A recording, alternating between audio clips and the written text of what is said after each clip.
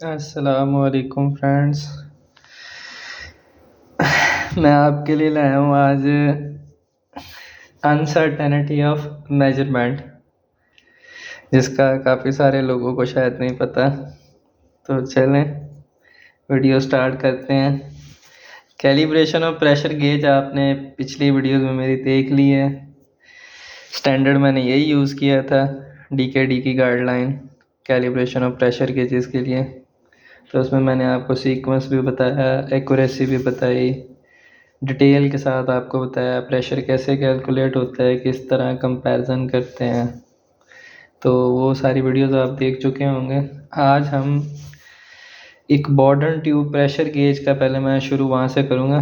बॉर्डन tube जब आप pressure gauge calibrate करते हैं तो उसमें अनसर्टेनिटी ऑफ मेजरमेंट के बजट में आपको कौन कौन सी चीज़ें रिक्वायर्ड होती हैं या किन किन फैक्टर्स को आप मद्देनज़र रखेंगे जब आप एक बॉर्डन ट्यूब को प्रेशर गेज को कैलिब्रेट करेंगे, तो उसका बजट कैसे कैलकुलेट होगा। तो बगैर देरी किए सीधा हम वहीं पे चलते हैं। जिन बंदों को अनसर्टेनिटी ऑफ मेजरमेंट का नहीं पता, तो पहले तो उन्हें चाहिए कि वो रीड करें अनसर्टेनिटी ऑफ मेजरमेंट को, ताकि उन्हें पता चल सके बेसिकली अनसर्टेनिटी ऑफ मेजरमेंट है क्या। मैं आपको वही दिखाता हूँ।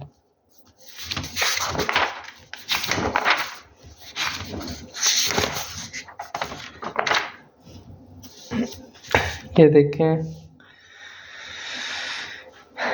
ये कुछ स्टैंडर्ड्स के हवाले से वो बता रहा है जो कि मेजरमेंट अनसर्टेनिटी के लिए यूज़ किए जाते हैं। ठीक है,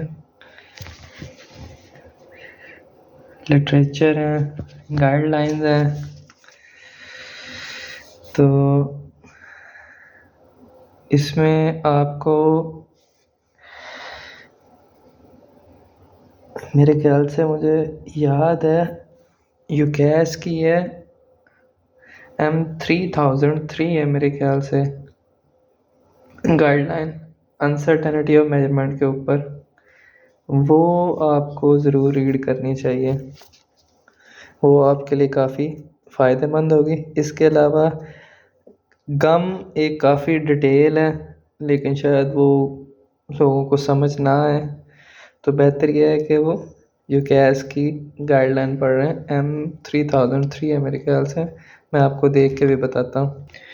ये कुछ एडिशनल है रूल्स एंड स्टैंडर्ड्स, ये भी आपको देखें बता रहे हैं। EURAMET CG3 calibration of pressure balance, EURAMET CG17 calibration of electromechanical manometers, और इसी तरह JCGM 2008 का एडिशन है। Vocabulary of metrology, basic and general concepts. ठीक है, तो ये सारी चीज़ें काफ़ी डिटेल में, काफ़ी सारे स्टैंडर्ड्स हैं। ये जो बंदे स्टडी करते हैं, पढ़ने लिखने वाले हैं, उनके लिए काफ़ी फ़ायदेमंद है अगर वो कैलिब्रेशन की फील्ड में है या फिर कैलिब्रेशन की फील्ड में आना चाहते हैं। जी बिल्कुल ऐसे ही है। जिन्हें अनसर्टेनिटी ऑफ मेजरमेंट के बारे में जानना, उन्हें यूकेएस 3003 रीड करनी चाहिए अनसर्टेनिटी मेजरमेंट के ऊपर। चलते हैं हम अपने मॉडल ऑफ मेजरमेंट पे सीधा।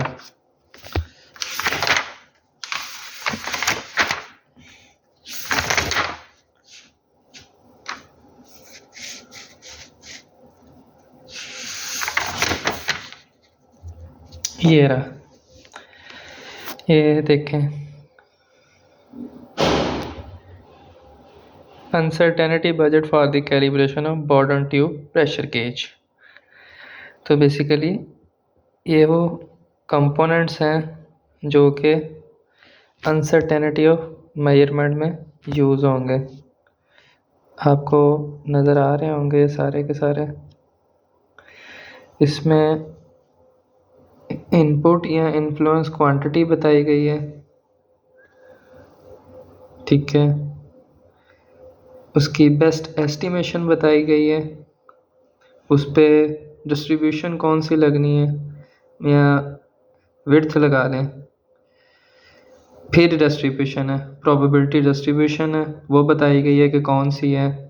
फिर उसका डिवाइज़र बताया गया है, और फिर स्टैंडर्ड अनसर्टेनिटी कैसे बनानी है वो बताया गया है। सेंसिटिविटी कोएफिशिएंट है, और लास्ट पे अनसर्टेनिटी कंट्रीब्यूशन है, ठीक है। तो आगे यूनिट भी उन्होंने बताया हुआ है कि जिस यूनिट में आपने कैलकुलेट करनी है उसी यूनिट में कोड भी करनी है। तो आपको मैं बता देता हूँ इसमें।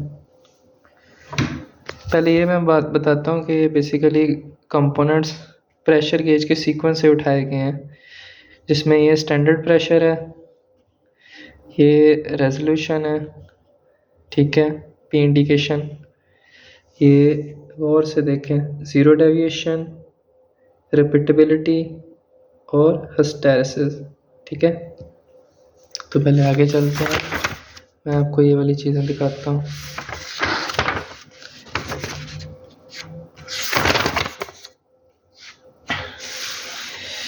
ये देखें, ये वो relevant influence quantities of the calibration item for the uncertainty budget। 8.6.1 resolution analog के केस में और डिजिटल के केस में, ठीक है। इसके अलावा फिर जब आप नीचे आ जाते हैं तो वही चीज़ जो मैंने आपको पीछे मॉडल ऑफ मेजरमेंट या टेबल में दिखाई थी, ज़ीरो डेविएशन FO के नाम से या F0 के नाम से, F0 कर लें इसको, ये उन्होंने इसको डिफ़ाइन किया हुआ है ज़ीरो डेविएशन को। और फर्दर ऑन आगे फिर ज़ीरो डेविएशन किस तरह कैलकुलेट करनी है ये फार्मूला भी दिया हुआ है, जो कि आप देख सकते हैं। और इसमें ये मेजरमेंट सीरीज़ है M1 to M6 के हिसाब से। ये बेसिकली अप और डाउन सीक्वेंस में ज़ीरो को देखा जाता है। भाई आप ज़ीरो से स्टार्ट करते हैं प्रेशर गेज को, मैक्सिमम पे जाते हैं, फिर वापस ज़ीरो पे आते हैं, फिर आप मैक्सिमम की तरफ जाते हैं, फिर वापस ज़ीरो की तरफ आते हैं। तो ये जब आप वापस ज़ीरो की तरफ आते हैं ना, तो ये ज़ीरो से निकाली जाती है ज़ीरो डेविएशन, जो कि लास्ट पे बजट में ले ली जाती है अनसर्टेनिटी में। इसी तरह इसकी रिपीटेबिलिटी, ये कंपोनेंट बजट में लेके जा रहे हैं, ये उन्होंने पूरा फार्मूला भी बताया हुआ है।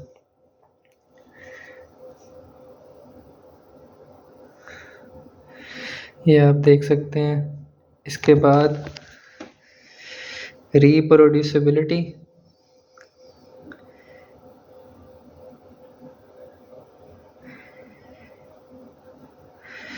अब रिपीटेबिलिटी और रिप्रोड्यूसिबिलिटी सेम नहीं है, ये मैं आपको पहले बता दूं।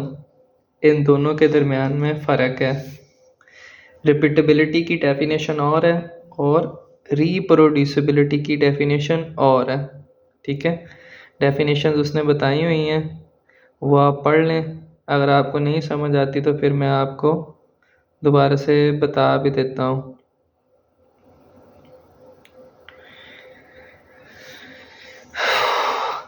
ये दरअसल इस प्रेशर गेज के केस में उन्होंने ऐसे बताया है कि रिप्रोड्यूसिबिलिटी को यूँ डिफ़ाइन किया है कि ये दो, जब आप सीक्वेंस चला लेते हैं, मतलब ज़ीरो से अप की तरफ और वापस डाउन की तरफ, यानी मिन से मैक्स और मैक्स से मिन, उसके बाद आप दूसरी सीरीज़ चलाते हैं जिसमें आप फिर से मिन से मैक्स की तरफ जाते हैं और मैक्स से मिन की तरफ आते हैं, तो ये उसको रिपीटेबिलिटी में लेके जाता है। फिर वो इसको रिप्रोड्यूसिबिलिटी में ऐसे लेके जाता है कि वो कहता है कि आप गेज को खोलें, उतारें और दोबारा से टाइट करें, लेकिन आपके इन्वायरमेंट और बाकी सारे कंपोनेंट्स उस वक्त सेम रहें। तो बेसिकली टॉर्किंग इफेक्ट की वजह से अगर गेज की रीडिंग में चेंज आता है तो फिर ये उसको रिप्रोड्यूसिबिलिटी का नाम देता है। रिप्रोड्यूसिबिलिटी आप यूँ भी कह सकते हैं कि एक ही बंदा एक इन्वायरमेंट में किसी इंस्ट्रूमेंट सेम इंस्ट्रूमेंट के साथ रीडिंग लेता है और दूसरा बंदा, यानी जिसमें आप कह लें कि बंदा चेंज हो रहा है, पर्सन चेंज हो रहा है, दूसरा बंदा भी उसी इन्वायरमेंट में उसी इंस्ट्रूमेंट के साथ सेम रीडिंग लेता है, तो ये भी रिप्रोड्यूसिबिलिटी में आ जाता है। या फिर एक ही बंदा उसी तरह के माहौल में एक रीडिंग लेता है और सारा इंस्ट्रूमेंट बंद करके क्लोज करके उसी कुछ घंटों के बाद उसी तरह के इन्वायरमेंट में दोबारा से रीडिंग लेने की कोशिश करता है, तो वो भी रिप्रोड्यूसिबिलिटी में आ जाता है कि वो रीडिंग को रिप्रोड्यूस करने की कोशिश कर रहा है। तो ये कुछ चंद तरह की डेफिनेशन हैं जो कि रिप्रोड्यूसिबिलिटी को शो करवाती हैं। रिपीटेबिलिटी में आप कंटिन्यूटी के साथ काम कर रहे होते हैं लगातार और बार बार रीडिंग को रिपीट कर रहे होते हैं, तो ये रिपीटेबिलिटी में आता है। तो आपने रिप्रोड्यूसिबिलिटी और रिपीटेबिलिटी को सेम नहीं करना है, ये दोनों अलग अलग हैं। प्रेशर गेज के केस में उसने दोबारा से गेज को माउंट करके यानी उतार के दोबारा से गेज को लगा के तो फिर दोबारा से रीडिंग लेने की कोशिश की है, तो जो तीसरी सीरीज़ है वो रिप्रोड्यूसिबिलिटी के खाते में जाती है। तो रिप्रोड्यूसिबिलिटी को भी वो उसी में लेके जाता है बजट में। और इसी तरह गेज का हिस्टैरिसीस, अगर आप में से लोगों को पता है कि हिस्टैरिसीस क्या होता है तो ठीक है, नहीं तो मैं आपको बता देता हूँ कि हिस्टैरिसीस बेसिकली क्या होता है। बिलफर्जन आपके पास एक प्रेशर गेज है जो कि 0 से 30 psi और आगे 50 psi पे जा रही है, दो ही रीडिंग्स पे बात करते हैं। और वापस आप रिवर्स साइकिल में उसको 50 psi से वापस 30 psi पे लेके आते हैं और फिर वापस 0 कर लेते हैं। तो ये बेसिकली जब आप इनपुट के अगेंस्ट आउटपुट की कर्व खींचते हैं ना, तो जो 0 से लेके 30 तक की कर्व होती है और 30 से फिर 50 की होती है, तो वो और वहाँ से वापस आते हुए जब आप वापस 30 पे रीडिंग लेते हैं और फिर वापस आप 0 पे आते हैं, तो वो जो कर्व बनती है ना, तो ये बेसिकली चीज़ का हिस्टैरिसीस देखना होता है। मैकेनिकल सिस्टम में आपको हिस्टैरिसीस वाज़िया देखने को मिलता है, जबकि इलेक्ट्रिकल सिस्टम में हिस्टैरिसीस बहुत कम होता है, इसलिए आपको वाज़िया देखने को नहीं मिलता। ये मैं आपको ना यूँ दिखाता हूँ हिस्टैरिसीस के बारे में। बॉल पेन छड़ मार कर निकाल लेंगे।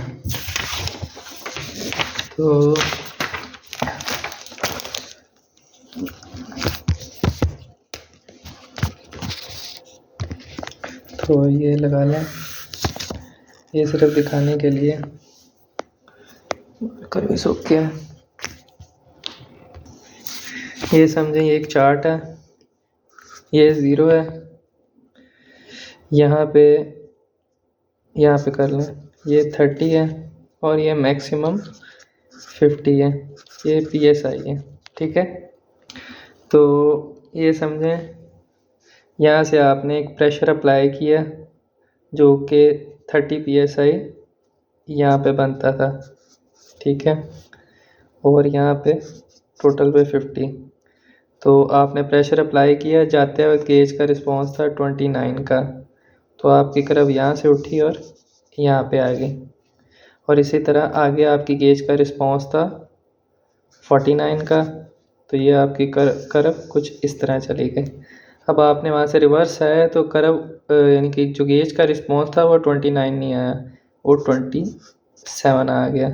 तो जो आपकी वापस कर्व खींचेगी वो कुछ इस तरह होगी और उसके बाद वैसे ही आप 0 की तरफ चले जाएंगे। तो ये जो जाना है और ये आना है, इसमें ये जो ब्रेक पॉइंट है ना, जहाँ पे आप जाते हुए भी रीडिंग ले रहे हैं और आते हुए भी रीडिंग ले रहे हैं। तो ये जो डिफरेंस है ये बेसिकली हम हिस्टैरिसीस नोट कर रहे हैं, ठीक है। ये हिस्टैरिसीस होता है, ये सिर्फ बताने के लिए था आपको कि हिस्टैरिसीस किस तरह मॉनिटर किया जाता है। तो हिस्टैरिसीस भी हम कैलकुलेट करते हैं प्रेशर गेज जब कैलिब्रेट कर रहे होते हैं। तो ये आपने अगर मेरी पिछली वीडियो गौर से देखी है जिसमें आपको सीक्वेंस ए, सीक्वेंस बी और सीक्वेंस सी का मैंने बताया था, तो फिर आप इस चीज़ को समझ सकते हैं जो भी मैं आपको बता रहा हूँ। अदरवाइज़ आपको फिर ये समझ नहीं आनी। फिर भी मैं आपको यहाँ भी दिखा देता हूँ, ये देखें M1, M2, M3, M4 ये बेसिकली सीक्वेंस है। ये बता रहा है कि सीक्वेंस ए में कितने हैं, सीक्वेंस बी में कितने और सीक्वेंस सी में कितने जाने हैं। बकायदा मिन मैक्स के साथ बता रहा है कि किस तरह आपने नीचे से जाना है। Further evaluation of measurement values can contain the following parameters: mean value, zero deviation, repeatability, reproducibility if applicable, hysteresis, error span, single figure indication। ये तो आपने सारी चीज़ें देख ली हैं, फॉर्मूले आपने देख लिए हैं। वापस आते हैं मेन की तरफ। तो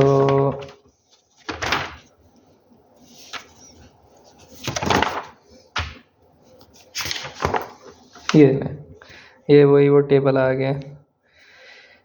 इसमें सबसे पहले रेजोल्यूशन है 2R, रेक्टेंगुलर डिस्ट्रीब्यूशन है, ठीक है, √3 इसका डिवाइज़र है। तो ये आगे फर्दर उसने स्टैंडर्ड अनसर्टेनिटी कैसे बनानी है वो बताया हुआ है। Resolution divided by 2 divided by √3, तो वो आपका बैंड बन जाएगा एक।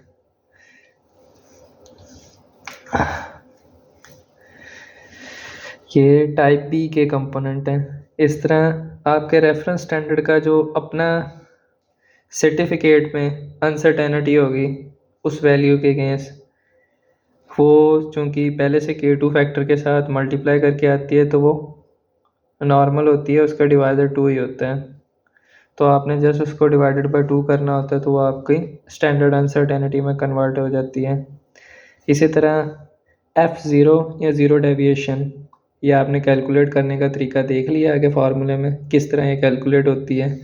और वो ये भी रेक्टेंगुलर है और इसका डिवाइज़र भी √3 है, तो एज इट इज़ रेजोल्यूशन की तरह।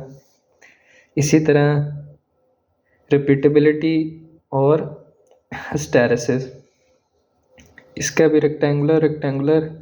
तो ये बेसिकली जब आप DKD की गाइडलाइन यूज़ करेंगे तो आप बजट बनाते वक्त इन कंपोनेंट्स को लाजमी मद्देनज़र रखेंगे और इनकी डिस्ट्रीब्यूशन को डिवाइज़र जो इन पे लगे हुए हैं वो आप, और इनके सेंसिटिविटी कोएफिशिएंट को भी आप मद्देनज़र रखेंगे।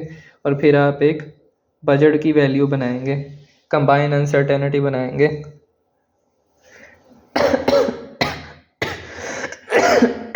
जिसको आप K2 फैक्टर के साथ मल्टीप्लाई करके तो आगे रिज़ल्ट में कोट करेंगे कस्टमर को बजट, जिसको हम एक्सपेंडेड अनसर्टेनिटी भी बोलते हैं, ठीक है। तो ये बॉर्डन ट्यूब के केस में था। इसी तरह अगर आप इलेक्ट्रिकल प्रेशर गेजेस करते हैं तो उसमें सिर्फ एक अबव आती है। अगर आप बॉर्डन ट्यूब कर रहे हैं या मैकेनिकल टाइप कर रहे हैं तो उसमें उसने रिप्रोड्यूसिबिलिटी को ऐड ऑन नहीं किया बजट में। देखें ये सादी बॉर्डन ट्यूब प्रेशर गेजेस हैं, किसी भी तरह की प्रेशर गेज हेलिकल होगी या जिस तरह की भी लगा लें फर्दर ऑन। लेकिन जब आप calibration of electrical pressure gauges की बात करते हैं तो कंपोनेंट सारे वही रहते हैं। Additional component in डिटर्मिंग the measurement uncertainty for the calibration of an electrical pressure gauge, तो उसमें रिप्रोड्यूसिबिलिटी को वो शामिल करता है इलेक्ट्रिकल प्रेशर गेजेस के सीन में।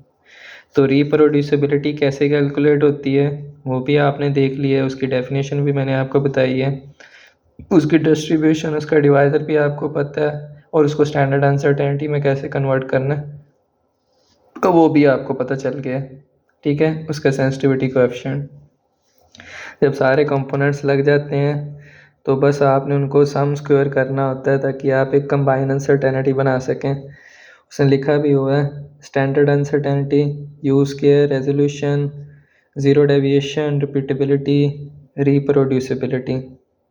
ठीक है, तो उसने सारे कंपोनेंट्स डाले हैं और उसके बाद वो उसको कंबाइन अनसर्टेनिटी में कन्वर्ट कर देता है।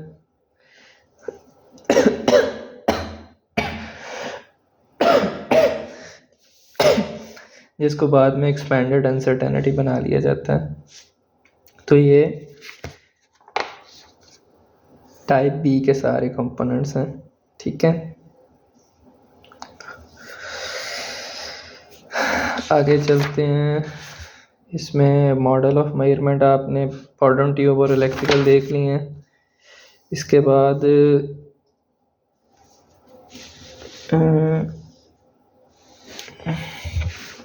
ये रहा, ये तीसरा बजट है। ये आप इंटरनेट से गाइडलाइन उठाएंगे DKD की तो ये आपको सारा स्टैंडर्ड मिल जाएगा, यही सारी चीज़ें उसमें होंगी। इसमें उसने मॉडल ऑफ मेजरमेंट बना के दिखाई है कि किस तरह आप एक pressure transmitter with electrical output जो कि 4 to 20 मिली एम देते हैं, जो कि इलेक्ट्रिकल आउटपुट देते हैं प्रेशर ट्रांसमीटर, ये उनके बजट बनाने की बात कर रहे हैं कि उनमें आपने किस तरह बजट बनाना है और कौन कौन से कंपोनेंट्स हैं जिसको मद्देनज़र रखना है। ठीक है, उसमें भी देखें इंडिकेशन और अडाप्टर, ऑक्सिलरी डिवाइस जो यूज़ हो रही है। इसके अलावा फिर बाकी नीचे सारी चीज़ें सेम हो जाती हैं। प्रेशर स्टैंडर्ड मतलब कि जो हमारे अपने रेफरेंस स्टैंडर्ड का बजट का नॉर्मल वाला, जिसको आपने वो K2 फैक्टर वाला होगा उसको डिवाइड करना है 2 पे और नॉर्मल करके आपने उसे यूज़ करना है। इसके अलावा वैसे ही zero deviation, repeatability, reproducibility, hysteresis और वो इसी तरह बाकी ये सारा ऊपर वाला सीन यहाँ से 4 से लेके 8 तक ये पीछे वाला सीन ही है। इसमें बस कुछ एक्स्ट्रा चीज़ें आ जाती हैं जो कि 1, 2 और 3 हैं। ठीक है, जिसमें ऑक्सिलरी डिवाइस जो कि उस ट्रांसमीटर के साथ कनेक्ट होगी वो बजट का हिस्सा बन जाती है। अडाप्टर वगैरह या आउटपुट यूनिट, यानी कि होता ही है कि अब सारी बात है वो प्रेशर के अगेंस्ट कोई इलेक्ट्रिकल आउटपुट दे सकता है, तो फिर इलेक्ट्रिकल आउटपुट को भी आपने मद्देनज़र रखना है कि इनपुट के अगेंस्ट आउटपुट में क्या रिज़ल्ट आ रहा है, क्योंकि इस वक्त वो प्रेशर भी दिखा रहा होगा और साथ में एक इलेक्ट्रिकल आउटपुट भी जनरेट कर रहा होगा, तो वो जो इलेक्ट्रिकल आउटपुट होगी वो भी बजट का हिस्सा बनेगी। ठीक है, तो ये काफ़ी डिटेल गाइडलाइन है प्रेशर गेज की कैलिब्रेशन के लिए बनाई गई, तो इसको भी आप अडॉप्ट कर सकते हैं इजीली। फर्दर ऑन आगे फिर वो उसका तरीक़ाकार भी बताता है कि इलेक्ट्रिकल आउटपुट से क्या मुराद है और इलेक्ट्रिकल सिस्टम के अंदर आप किस तरह वो जो हैं हमारे कंपोनेंट्स उसको आइडेंटिफाई कैसे कर सकते हैं और बजट में किस तरह यूज़ कर सकते हैं। ठीक है, चलिए आज के लिए इतना ही काफ़ी है। पहले आप इतनी चीज़ें समझ लें फिर आगे टॉपिक पे बातचीत करेंगे।